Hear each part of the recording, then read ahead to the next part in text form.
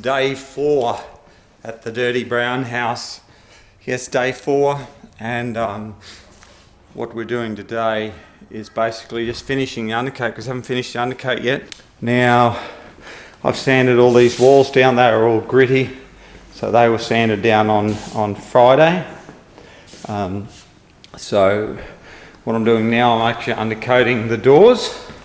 So I've just taken all the striker plates off the front door there, and that's got an oil-based undercoat on it, so that's ready for a coat after its prep. Now we've got all these dirty brown doors here. Now we're waiting for them to be done. The plasterer still has to finish his plastering, so I was expected him to come this morning. He's got to do a final coat on that, then leave it to dry, then sand. So I can't really do that much. So I'm waiting for him. As you can see what he's done there. I thought he'd be here, but he's not here this morning. So we're just going to undercoat these doors, get rid of those door colour, and to do that we're going to be using the oil-based undercoat. Now I don't want to take these doors off just yet at this time, so what I'm going to be doing, I'm just actually going to be undercoating them on here. We're just going to be using the 12mm microfiber roller in the rock set because it doesn't give off any fluff. It's all been delinted, and if you're not sure how to do that, have a look at the video on how to delint to take all your crap off your roller sleeve. So watch that video, it's a very, very good video. So, and then we're going to be doing this one.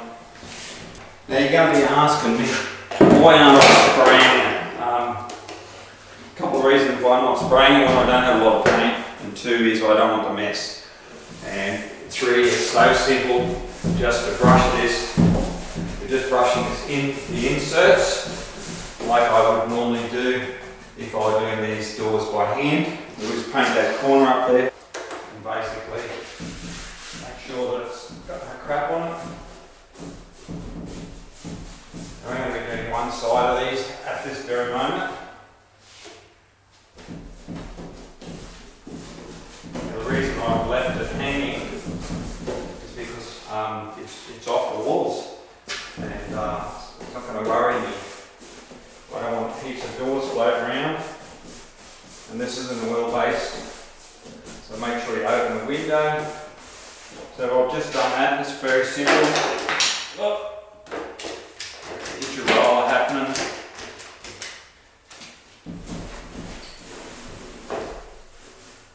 Should have probably rolled that bottom edge, brush that bottom edge. Anything that's missed, brush that bottom edge, because otherwise we're going to go too close to that floor.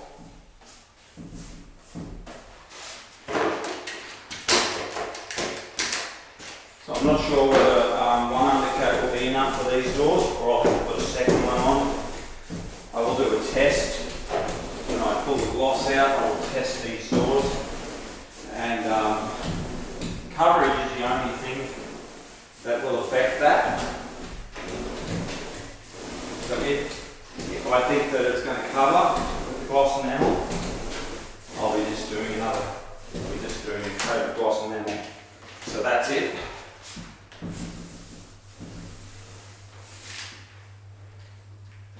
So that's that door undercoated. Now I might as well do the back edge up, but it's worth it in here. Put that there. Use whatever you've got. Now the hinges have to be cleaned, but this stuff sticks like anything, so you're going to try not to get paint over your hinges.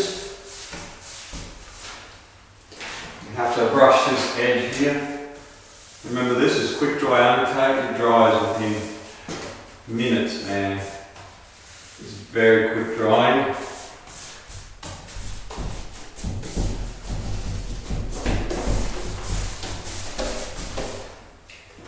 You don't have to be too flash with it.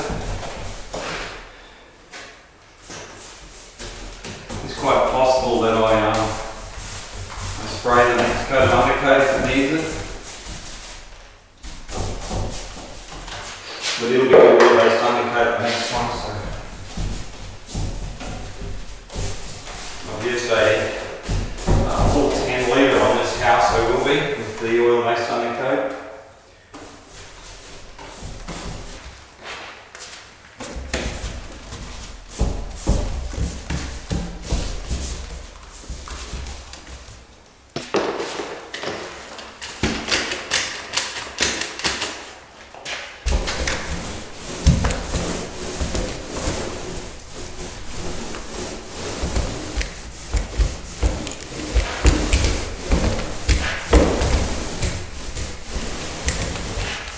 You might have noticed I'm a bit old-fashioned,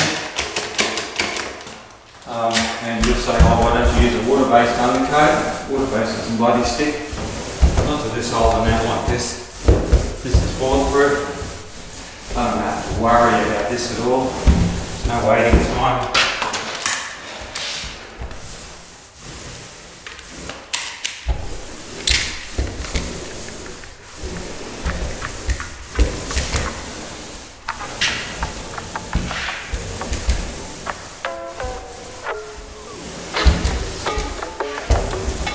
That's that door finished.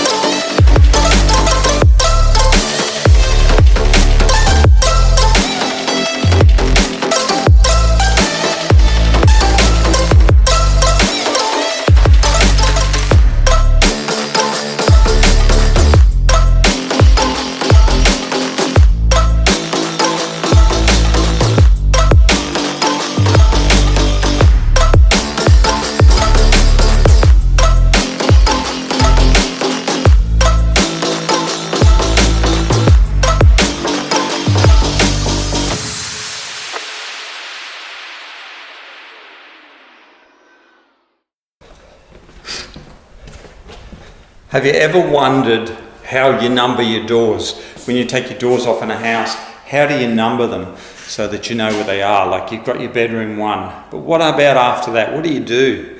Well, I'll show you. Now, here we are, we're in bedroom 1, okay?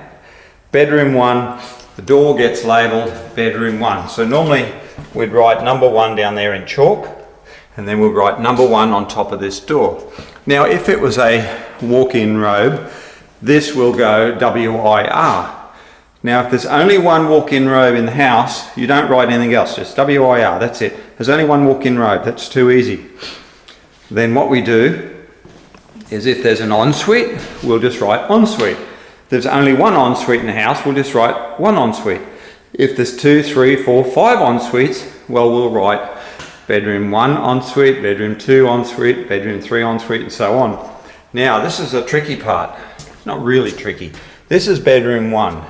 The closest room to this bedroom here is this one. So this one will go bedroom 2. Okay, so that'll be my bedroom 2. We'll go bedroom 3 and bedroom 4. There's only one bathroom, so we write bathroom.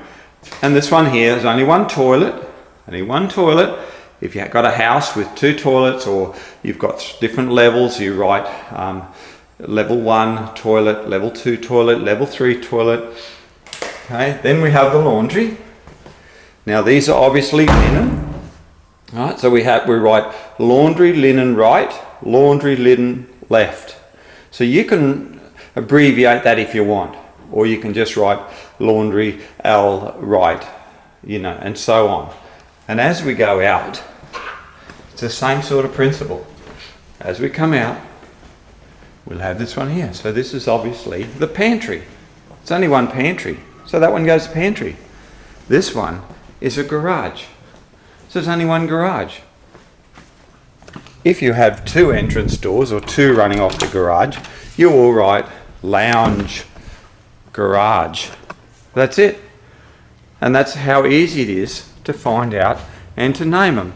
This one here doesn't go off, but if it did, that would be carport, external carport. And that's it. And that's how you'll find the majority of the plans that are written in Australia anyhow. That's how they go by. They don't go by rumpus room or linen room or media room or anything like that. They don't do that. They just go, if there's different rooms in the house which are medium and stuff, I just name them bedroom. So whatever that number 1 is, 2, 3, 4, 5, 6, 7, 8.